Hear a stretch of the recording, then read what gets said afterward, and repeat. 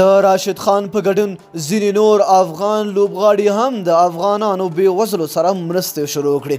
دا چې کوم افغان لوبغاړي دي هر یو لوبغاړی څونه مرسته کړې اړین معلومات را سره په همدغه ویډیو کې وګورئ. ګرانو زړه ته رانږدې مینوالو یوې ویلې ویډیو ته درته راغلاست وایم.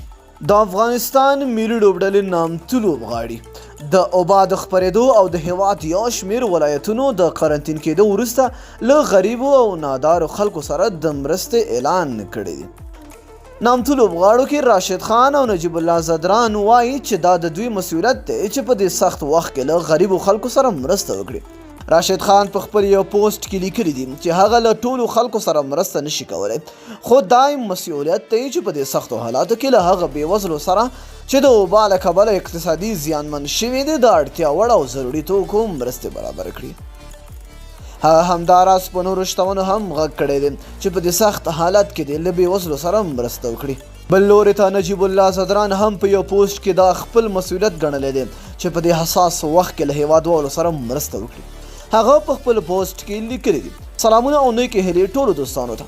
زه خپل مسؤلیت ګڼم چې په ګران هېواد کې په دې حساس وخت کې تر خپله وسه د خپلو هېوادوالو سره مرسته وکړم.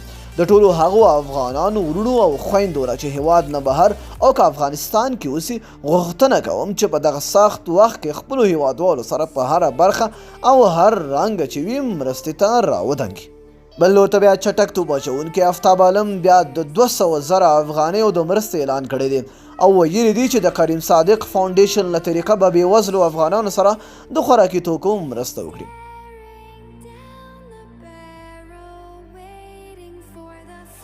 هغه په خپل پوسټ کې لیکلی دي: سلامونه ټولو درنو هېوادوالو ته. دا چې وبا یو الهي آفت دی او د ژوند روزمره چارې په ټپه ودرولې، نو په داسې وخت کې زموږ غربت ځپلي افغانان تر بل هر چا د مرستې وړ دي.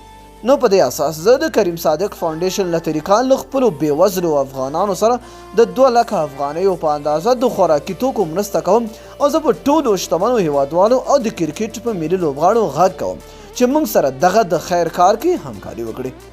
بل لور ته بیا د افغانستان بل ملي لوبغاړی حشمت الله شاهدي هم د یو شمېر بېوزلو هېوادوالو سره د خوراکي توکو مرسته کړې ده. حشمت الله شاهدي په خپل پوسټ کې لیکلی دي: نن موږ هم په خپل وس او توان سره په دې سختو شرایطو کې د خپلو څو تنو غریبو او بېوزلو هېوادوالو سره د خوراکي توکو ناچیزه مرسته وکړه. دوی ډیری هغه خلک دي چې د خپلو کورنیو نفقه ور په غاړه ده. تاسو ته بهتره معلومه ده چې د هېواد ډیری وګړي په روزمزد باندې د خپلو کورنیو لپاره حلاله نفقه تیاروي، ولې د قرنطین په دې شپو ورځو کې د کار موندنه ناشونې ده. ډېری داسې هېوادوال ګورو چې هغوی په لوږه ویده کېږي. بهتره مې وګڼه چې د خپلو ملګرو په ملتیا چې زموږ غږ ته یې لبیک وویل، نن د خپل وس او توان سره په غریبو او بېوزلو کورنیو بعضې خوراکي توکي وویشم. په دې فرصت سره له خپلو ټولو ملګرو مننه کوم چې بې دریغه مرسته یې راسره وکړه. الله تعالی دې ټولو ته صدقه جاریه کې حساب کړي. هغه همداراز په هېوادوالو او شتمنو خلکو هم غږ کړی دی چې په دې سختو شپو او ورځو کې د بېوزله هېوادوالو سره مرسته وکړي. نو دوستانو تاسو د ملي لوبغاړو دغه کارنامو ته په کوم نظر ګورئ؟ او که چېرته تاسو هم څومره وس لرئ نو د مهربانۍ له مخې د خپل افغان ولس سره مرسته وکړئ. نو ډېره زیاته مننه چې ویډیو مو راسره ولیدله. تر بیا بلې ویډیو د الله په امان په دعاګانو کې مې یاد ساتئ.